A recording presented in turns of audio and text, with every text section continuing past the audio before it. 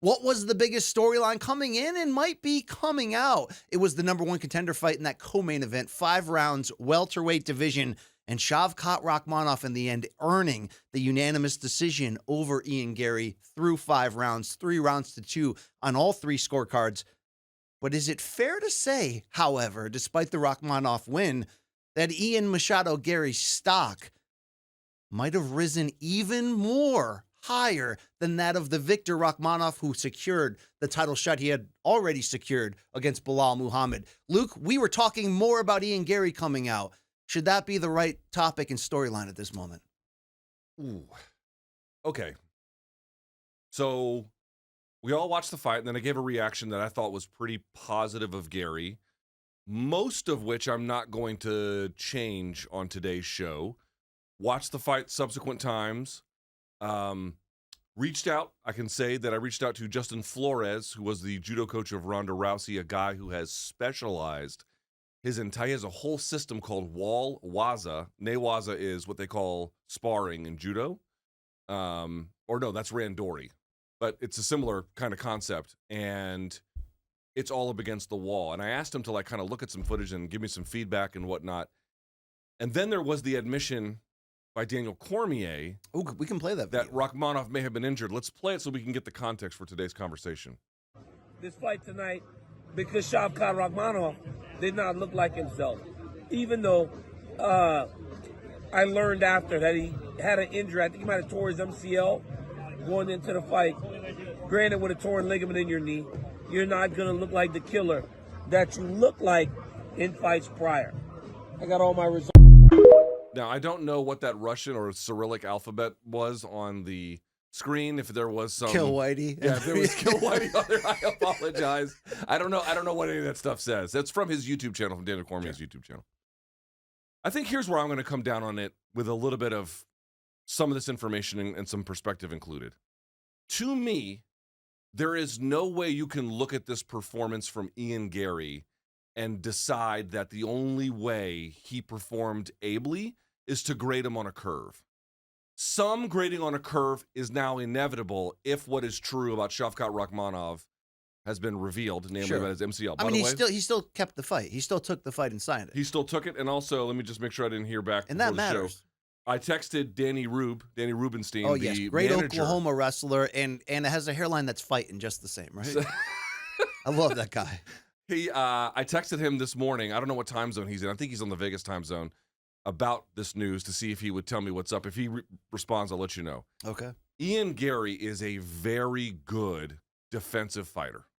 Now, I know his stats actually speak to maybe being offensive, but I don't think that's what the tape shows when you're up against guys like Rakhmonov and Jeff Neal and some of the other ones. But he is very good defensively, BC. Great footwork. Fast. Yes. Makes snap decisions in certain circumstances that makes him really slippery. Length. And he's solid. You know what I mean? He doesn't get overwhelmed. And he fights a game where rather than us trading, I'm going to invest in the part of the game that sets up all of the trading, and I'm going to define terms in that way. And I would ask folks to look at this and say, did that fight in the end look more like a Shavkat Rakhmonov fight, or did it look more like an Ian Garry fight? It looked more, for the most part, like an Ian Garry fight. However, I'm going to say two things in response to that. All of that is true, and Gary's stock must have gone up in the minds of most people. It's got to be the leading story coming out of this. It's got to be. But I will say, on the offensive end, he's somewhat limited. His finishing ability relative to Rakhmonov is like not even close. Like some of the takedowns, his head is on the wrong side. Some of his submissions, his head is on the wrong side. Like there's real polish in the finishing. He just clearly hasn't gotten to yet. And I think that still holds him back to a degree. I also think this guy we talked about it. You asked, what's the relevance of having trained together to some extent? All the places you need to be to neutralize a guy, and maybe it stalls out a little bit there, but you're mostly safe. I think some of that played out as well. And I also think Rakhmonov's assumed injury, BC, there was opportunities where was Garry defending along the fence in a way that was legitimate and tough to deal with? No question. But there's also moments where Rakhmonov is waiting around in spots where he wouldn't have. So I think You have to raise Gary's stock at 27 years old. Dude, he is good. He is legitimately good. He's title good. He's title ready. And I did some of this on Saturday. I want to, now I'm thinking a little bit about it. I think at the margins, at a bare minimum, some of the burying of Rakhmonov a little premature. That's fair. Does this give you a get out of jail free card on the idea that Rakhmonov didn't fully take advantage of the moment in the situation? You can understand it with the injury call, but I think you were right to point out that there was also periods where he just didn't seem to fill the gap. And when there was an opening there, was that a hesitation due to an injury? It's hard to know. I will say that the more often, and it didn't happen often, but the more often that Shavkat let his hands go, that he was throwing combinations, yes, Gary's defense was blocking a lot of it, but it's not like Gary was countering and making Shavkat in a situation where he, was in too much danger to stand there and throw. I think they both did not benefit from single strike offense for a lot of it. It was too technical and too pinpoint. To be fair, I thought Shavkat won the first and second round, mostly due to just landing the better strike when it was just a couple strikes each for the most part, right? Yep. But when you're talking about the poise that Ian Machado Gary showed, is his game perfect now and perfectly well-rounded? No.